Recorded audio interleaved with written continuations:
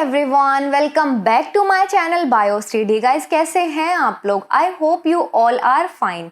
आज हम करने वाले हैं प्रीवियस ईयर क्वेश्चंस प्लस में most important questions of heredity and evolution. आपको पता है आपके सिलेबस में से हेरिडिटी वाला पार्ट जो है वो बचा हुआ है, इवोल्यूशन वाला पार्ट रिड्यूस हो चुका है। ओके, तो हेरिडिटी पे ही क्वेश्चंस हमें करने हैं। जो भी क्वेश्चन एक्सरसाइज के अलावा पूछे जाते हैं वो सारे हम एक एक करके डिस्कस करेंगे। ओके गाइज, आप वीडियो देखने से पहले चैनल को सब्सक्राइब कर दें, लाइक कर दें और शेयर कर दें। अगर आपको अच्छा लगा हो तो कमेंट बॉक्स में करके बताएं। कोई भी फीडबैक देना हो आप कमेंट बॉक्स में उसको करके बताएं कि क्या चेंजेस करने चाहिए। ओके, चलिए स्टार्ट करते हैं क्वेश्चन नंबर 1 से। What do you mean by heredity? Heredity and evolution में सबसे पहला क्वेश्चन तो यही बनता है कि हेरिडिटी का मतलब क्या होता है। ओके, क्वेश्चन समझ में आया आपको? इसका आंसर देखते हैं। हेरिडिटी इज द प्रोसेस, ये एक ऐसा प्रोसेस है जिसके अंदर पास होती हैं ट्रेट्स या फिर characteristics. Heredity is the process of passing the traits and characteristics. Traits और कैरेक्टरिस्टिक्स का पास होना फ्रॉम पेरेंट्स से ऑफस्प्रिंग के अंदर थ्रू जीन्स। देखो क्या है, पेरेंट्स हैं, पेरेंट्स से जो जेनेटिक मटेरियल है वो ट्रांसफर होता है प्रोजेनी में। या तो आप प्रोजेनी बोल दो या फिर आप ऑफस्प्रिंग बोल दो। ठीक है, ऑफस्प्रिंग किसको बोला गया है? जो पेरेंट्स से बच्चे बनते हैं उनको ऑफस्प्रिंग का नाम दिया गया है। ओके, क्या है ये सारा काम किसके थ्रू चलता है? ये सारा काम चलता है जीन्स के थ्रू। मतलब जो इंफॉर्मेशन है, जो कैरेक्टर्स है, पास करवाने का काम कौन करवाता है? जीन्स। और जीन्स क्या होती हैं? जीन्स इज द फंक्शनल और स्ट्रक्चरल यूनिट ऑफ हेरिडिटी। मतलब हेरिडिटी की यूनिट होती है जीन्स। ओके, तो ये क्या करेंगी? ये पास करवा देंगी इंफॉर्मेशन को। इनके पास में इंफॉर्मेशन होती है, इंफॉर्मेशन। ठीक है, ये पास करा देंगी वन जनरेशन से दूसरी जनरेशन में। जैसे एग्जाम्पल देखो आप लोग, parents with the blue eyes, parents with the brown eyes.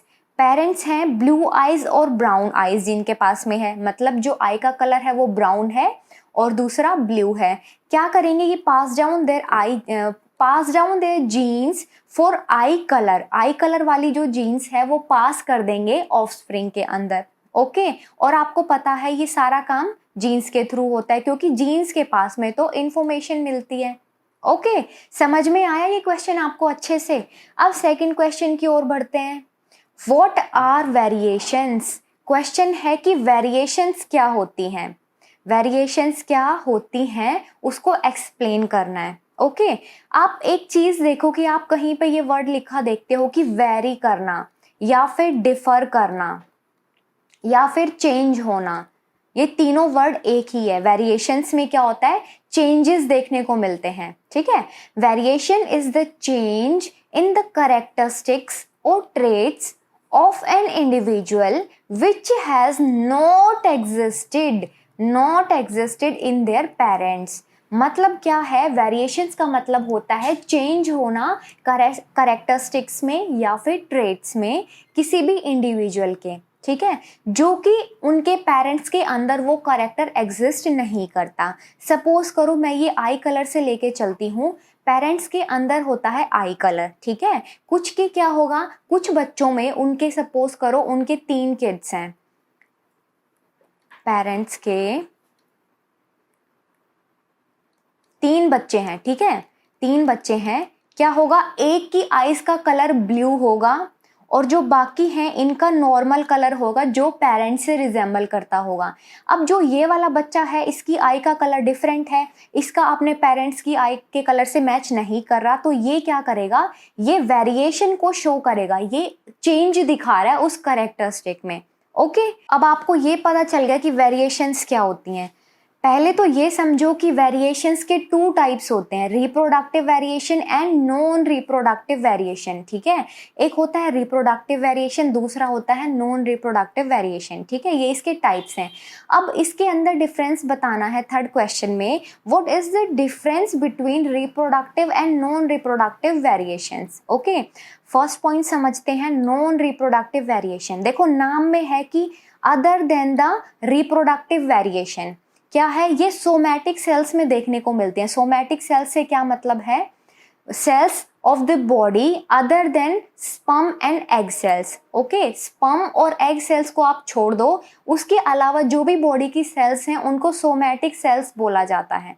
Okay, इसमें फर्स्ट पॉइंट देखते हैं रिप्रोडक्टिव वेरिएशन में, variation in germ cell. Germ cell से मतलब है ये देखा जाएगा sperm and egg cell, sperm and egg cell. ठीक है, ये स्पर्म और एग सेल में जो भी रिप्रोडक्टिव स्ट्रक्चर्स हैं उनके अंदर ये वेरिएशन होती हैं, तो वो रिप्रोडक्टिव वेरिएशन बोला जाता है उनको। Okay, not pass from one generation to another generation, ये एक जनरेशन से दूसरी जनरेशन में पास नहीं होती हैं, because they do not change the DNA of the germ cell, ये जर्म सेल का डीएनए चेंज नहीं करती हैं, इसीलिए ये एक जनरेशन से दूसरी जनरेशन में पास नहीं होती हैं। जब भी जर्म सेल का नाम आता है तब आप ये समझ लेना कि ये पास होती हैं एक जनरेशन से दूसरी जनरेशन में। ठीक है, क्योंकि ये क्या है, स्पर्म और एग सेल्स में है। ओके, ये क्या करा देंगी, चेंज करा देंगी the DNA of germ cells, germ cells का डीएनए चेंज करवा देंगी और एक से दूसरी जनरेशन में ये पास हो जाएंगी। ओके, सोमैटिक वाली में ये समझ लेना कि ये आगे जनरेशन्स में पास नहीं होता है। थर्ड पॉइंट है कि die with the death of an organism. अब ये पॉइंट समझो अच्छे से, क्या है, एक ऑर्गेनिज्म है उसके अंदर नॉन रिप्रोडक्टिव वेरिएशन है, मतलब other than the germ cells. Okay, कोई भी बॉडी के पार्ट में कोई भी चेंज आया है तो क्या होगा, उस ऑर्गेनिज्म की डेथ के बाद वो चीज़ वहीं पे ख़त्म हो जाएगी। लेकिन इसके अंदर क्या है, do not die with the death of an organism, ये डेथ ऑफ एन ऑर्गेनिज्म के साथ साथ ये डाई नहीं करती है क्योंकि ये जर्म सेल्स में होती है। Okay, fourth question is right similarities between, similarities बतानी है between Mendelian factors and gene. Mendelian factor, Mendel ने जो नाम दिया था एक फैक्टर का, और जो जीन्स हैं उनके बीच में सिमिलैरिटीज बतानी है कि उनके बीच में क्या सिमिलैरिटीज हैं। Okay, Mendel propose the inheritance of trait. Mendel ने क्या प्रपोज किया था, इनहेरिटेंस ऑफ ट्रेट। इनहेरिटेंस का मतलब होता है कैरेक्टरिस्टिक्स का पास होना from one generation to another. Okay, किसका, ट्रेट्स का या फिर कैरेक्टरिस्टिक्स का, from parents to offsprings. Okay, by heredity unit, hereditary unit जो है उसको मेंडल ने फैक्टर का नाम दे दिया था। उस टाइम पे उनको पता नहीं था इस टर्म के बारे में, तो उन्होंने क्या किया, उन्होंने पहले तो ये देखा कि कुछ इनहेरिटेंस देखने को मिल रहा है, मतलब कैरेक्टर्स का जो ट्रांसफर है वो देखने को मिल रहा है पेरेंट्स से ऑफस्प्रिंग के अंदर। उनको उस वर्ड का पर्टिकुलर पता नहीं था कि ये क्या चीज़ है, तो उन्होंने उस चीज़ को फैक्टर का नाम दिया। Okay, Mendel suggested that every character, Mendel ने सजेस्ट किया कि जो हर करेक्टर है वो कंट्रोल हो रहा है by a pair of factor.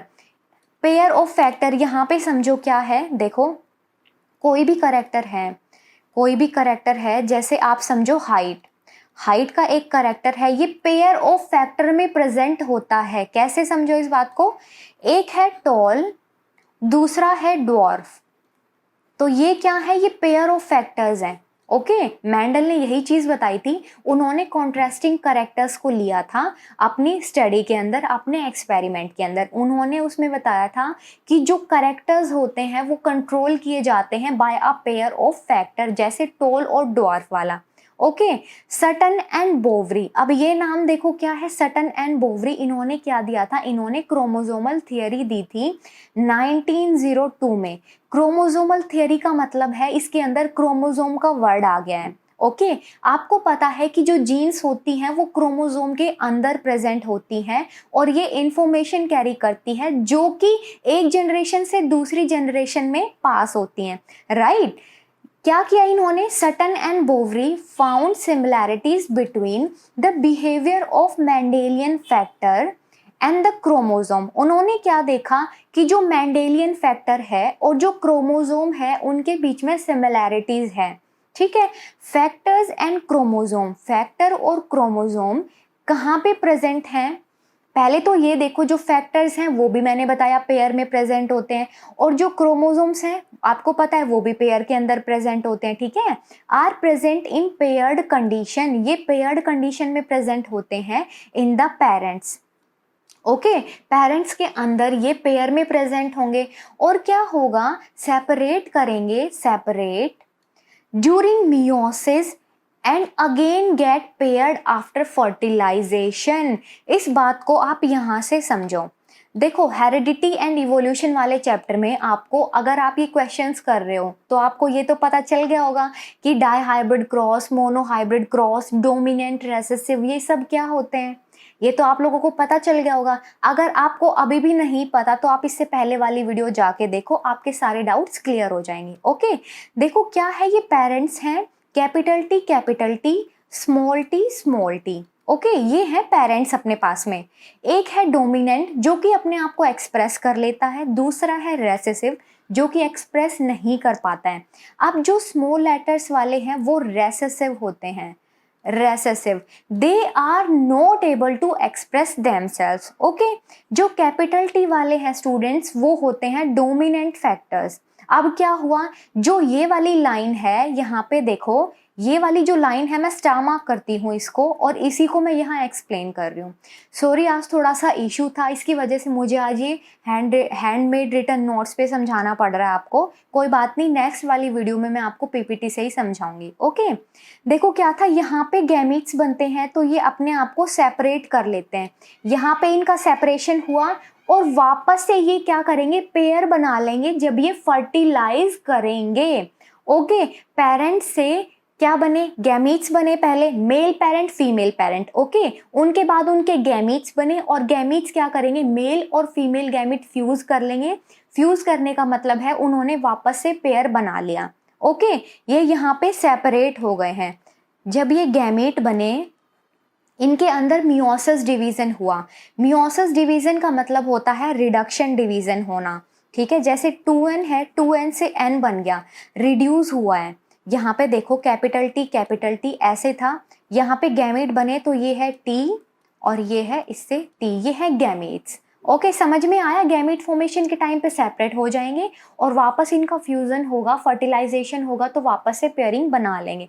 Okay, fifth question is state 3 laws of Mendel. Mendel ने 3 लॉ दिए थे और उनको बताना है हमें एक्सप्लेन करके कि वो क्या है। देखो, मैंडल के जो 3 लॉ हैं वो है लॉ ऑफ डोमिनेंस, दूसरा है लॉ ऑफ सेपरेशन, और तीसरा है लॉ ऑफ इंडिपेंडेंट असॉर्टमेंट। ये 3 लॉ हैं, ठीक है। First one is law of dominance. Law of dominance क्या है, देखो इसको अच्छे से समझो। अब when 2 dissimilar factors, dissimilar factors का मतलब क्या है, यहाँ पे देखो, जैसे capital T, small T. Okay, ये क्या है, डिसिमिलर वाले हैं। या फिर आप इसको ऐसे भी लिख सकते हो, कैपिटल टी और ये स्मॉल टी, ये कैसे हैं, ये है dissimilar factor of a character are present in an organism, only one express itself. क्या है, इसके अंदर 2 डिसिमिलर फैक्टर्स प्रेजेंट होते हैं, एक है टॉल, दूसरा है ड्वार्फ। ओके, आप यहाँ पे समझो, ये है टॉल और ये है ड्वार्फ। अब क्या होगा, F1 जनरेशन में जब इन पेरेंट्स से प्रोजेनी बनेगी तो उसके अंदर एक अपने आप को एक्सप्रेस करेगा, और जो एक्सप्रेस करेगा उसको डोमिनेंट फैक्टर बोला जाता है। जिसने अपने आप को एक्सप्रेस किया, क्या होगा, F1 जनरेशन में जब हम क्रॉस करवाएंगे टॉल और ड्वार्फ के बीच में तो प्रोजेनीज जो है वो टॉल मिलेंगी। इस बात का मतलब है कि जो टॉल वाला फैक्टर है वो कैसा है, वो है डोमिनेंट फैक्टर। समझ में आया, ये है डोमिनेंट वाला और इसने अपने आप को एक्सप्रेस किया। ओके, अब सेकंड लॉ समझो क्या है, एक ने अपने आप को एक्सप्रेस किया तो जाहिर सी बात है जो दूसरा होगा अदर रिमेन अनएक्सप्रेस, जो कि कैसा होगा, रेसेसिव फैक्टर होगा, ठीक है। इसमें जो सेकंड पॉइंट है फर्स्ट का लॉ ऑफ डोमिनेंस का, पहला तो यही था, एक अपने आप को एक्सप्रेस करेगा, एक्सप्रेस करने वाला डोमिनेंट कहलाएगा, और दूसरा क्या है, जो नहीं कर पाएगा, अनएक्सप्रेस्ड होगा, वो रेसेसिव फैक्टर होगा। ओके, आपकी रेसेसिव फैक्टर और डोमिनेंट फैक्टर टर्म्स भी क्लियर हो गई, समझ में आ गया ना आप लोगों को अच्छे से ये। अब देखो बी पार्ट क्या है इसका, मतलब जो सेकंड वाला लॉ है मेंडल का, प्रिंसिपल ऑफ सेग्रीगेशन। सेग्रीगेशन का मतलब होता है सेपरेट होना, सेपरेट होना, ठीक है, सेपरेट हो जाना, अलग हो जाना। Two factors of a character are separated at the time of gamete formation. Gamete formation के टाइम पे जो दो फैक्टर होते हैं एक कैरेक्टर के, जैसे कि यहाँ पे टोल वाला क्या है, हाइट है, हाइट है, स्मॉल टी ये क्या है, ड्वार्फ है। तो ये क्या है, ये एक कैरेक्टर है, एक कैरेक्टर। और इसके ये दो क्या है, ये है इसके two factors, dwarf and tall. Okay, अब क्या किया, गैमीट फॉर्मेशन के टाइम पे ये अपने आप को सेपरेट कर लेते हैं। क्या, पेयर ऑफ फैक्टर सेपरेट हो जाते हैं at the time of gamete formation. Okay, each gamete gets only one factor. एक गैमीट के पास में एक ही फैक्टर होगा फॉर द कैरेक्टर, कैरेक्टर के लिए, ठीक है। जैसे कि कैपिटल टी थी, ये था एक पेयर था, इसमें क्या हुआ, गैमीट्स बन गए, कैपिटल टी, ये है गैमीट्स। तो गैमीट बनने के टाइम पे ये अपने आप को सेपरेट कर लेंगे, यही है प्रिंसिपल ऑफ सेग्रीगेशन। ओके, अब करते हैं प्रिंसिपल ऑफ इंडिपेंडेंट असॉर्टमेंट। जो इंडिपेंडेंट असॉर्टमेंट प्रिंसिपल है, मतलब मेंडल्स थर्ड लॉ, ये मेंडल का थर्ड लॉ है। ओके, इसमें देखो क्या है, दिस प्रिंसिपल स्टेट्स दैट, इसके अंदर कहा गया है दैट इनहेरिटेंस ऑफ टू और मोर पेयर ऑफ कॉन्ट्रास्टिंग कैरेक्टर्स, मतलब क्या है, दो या दो से ज्यादा पेयर किसके, कॉन्ट्रास्टिंग कैरेक्टर्स के, ठीक है। जैसे कि सपोज करो, टोल, हाइट क्या है, टोल है, और राउंड जो है सीड की शेप है। टोल प्लस में राउंड, ये कैसे हैं, ये दो कैरेक्टर्स हैं अपने आप में, ठीक है। ये क्या करेंगे, इंडिपेंडेंटली एक दूसरे से सेपरेट हो जाएंगे और आगे जाके मिक्सिंग बना लेंगे, मतलब आगे जाके जो नए कॉम्बिनेशंस मिलेंगे वो हमें देखने को मिलेंगे इन दोनों के। ओके, इसके अंदर क्या है, इसके अंदर आपने देखा था जो डोमिनेंट वाला था F1 में, वो सारा डोमिनेंट होंगे, सारे टोल होंगे, जबकि जो इंडिपेंडेंट असॉर्टमेंट वाला है ये डाई हाइब्रिड क्रॉस में देखा जाता है। इसके अंदर कॉम्बिनेशंस देखने को मिलते हैं, टोल के, ड्वार्फ के, सारे कॉम्बिनेशंस यहाँ देखने को मिलते हैं, ठीक है। दो या दो से ज्यादा कॉन्ट्रास्टिंग कैरेक्टर्स या फिर contrasting traits in such a way that one pair of contrasting traits is independent of the other pair of contrasting trait। जैसे कि मैंने बोला है capital T that is tall, capital R that is round, ठीक है। अब क्या होंगे, ये अपने आप को इंडिपेंडेंटली सेपरेट करेंगे, जैसे कि टोल और रेड के बीच में सेपरेशन होगा, कैसे, गैमीट्स बनेंगे, ये गैमीट्स बनेंगे इनके अंदर, टी आर और इससे आर, ये क्या है, इसके गैमीट्स हैं, ठीक है। ये इंडिपेंडेंटली एक दूसरे से सेपरेट हो जाएंगे। ओके, अब सिक्स्थ क्वेश्चन समझो क्या है। Sixth question is study the given data. देखो कुछ डाटा दिया हुआ है नीचे, study the given data and answer the following questions. Parental plant crossed, fertilized and seed collected in F1 generation। F1 generation में हमें क्या देखने को मिला है, और F2 generation में हमें ऑफस्प्रिंग्स के अंदर क्या देखने को मिला है। देखो F1 generation होती है उसके अंदर तो क्रॉस पॉलिनेशन होता है। ओके, F2 जनरेशन जो होती है उसके अंदर सेल्फिंग होती है, सेल्फ पॉलिनेशन। पहले की वीडियोस में आप लोग जाके देखो ये चीजें। ओके, F1 जो है male parent always bear red flower. देखो इसमें क्या था, इसमें था रेड और व्हाइट फ्लावर्स के बीच में, जो रेड फ्लावर है F1 जो है, F1 प्रोजेनी, उसके अंदर जो मेल पेरेंट है वो हमेशा रेड फ्लावर बियर करता है। Okay, female parent always had white flower. Female parent है उसके पास में व्हाइट कलर के फ्लावर्स हैं, ठीक है। 330 seeds sown and observe 330 gave red colour. जो इसके अंदर डाटा दिया गया है उसमें 330 जो है वो रेड कलर के फ्लावर्स दे रहे हैं।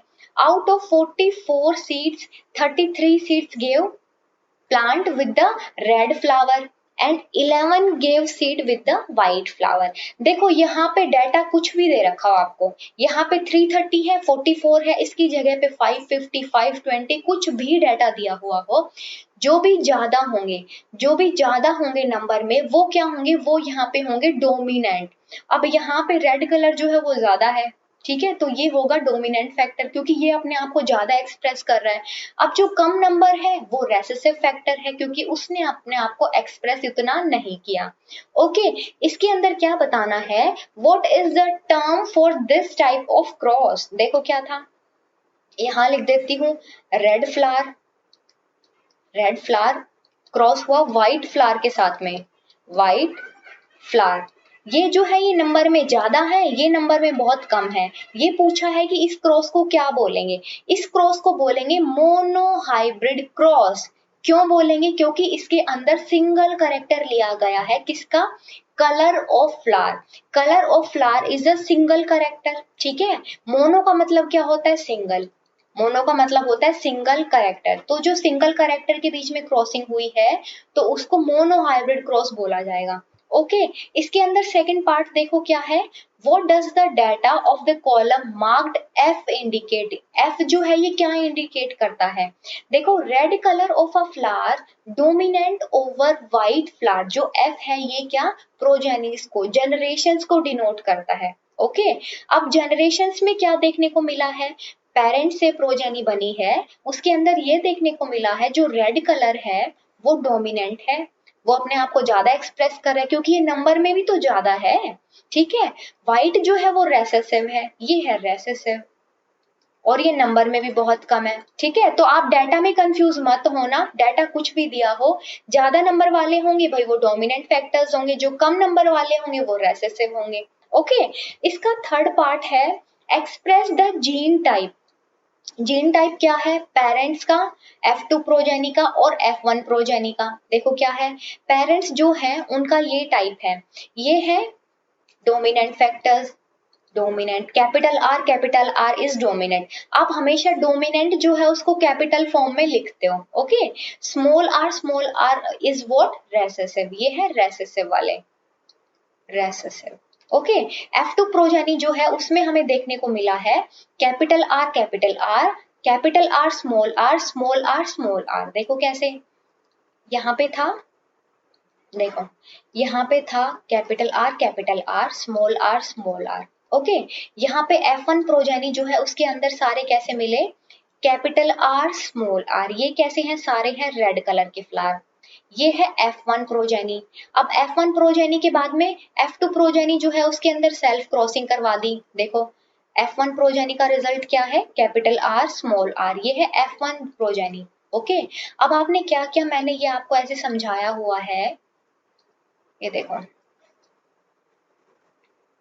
यहां से समझो, कैपिटल आर, स्मॉल आर, ठीक है। अब ये करवा के देखो इनकी cross, capital R, small R, capital R, small R. तो यहाँ पे क्या, ये है गैमीट्स अपने पास में। ओके, हमें इन चारों पे फोकस करना है और ये बताना है कि जीन टाइप कैसा मिलता है F2 प्रोजेनी में, ये है F2 progeny.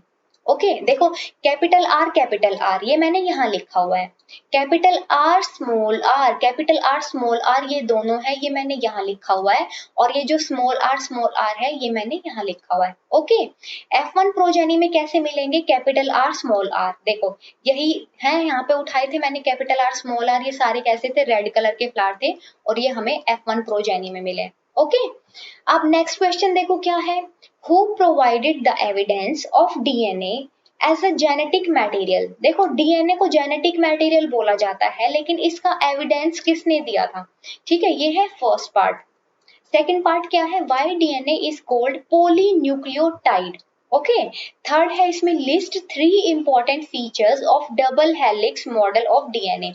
Double helix model जो डीएनए है उसके 3 इंपॉर्टेंट फीचर्स बताने हैं। सबसे पहले तो यही है कि जो जेनेटिक मटेरियल है इसका एविडेंस किसने दिया था, ग्रीगर जॉन मेंडल ने दिया था अपने एक्सपेरिमेंट के थ्रू, उन्होंने पी प्लांट पे एक्सपेरिमेंट किया था। ओके, सेकंड है डीएनए को पॉलीन्यूक्लियोटाइड क्यों बोला जाता है?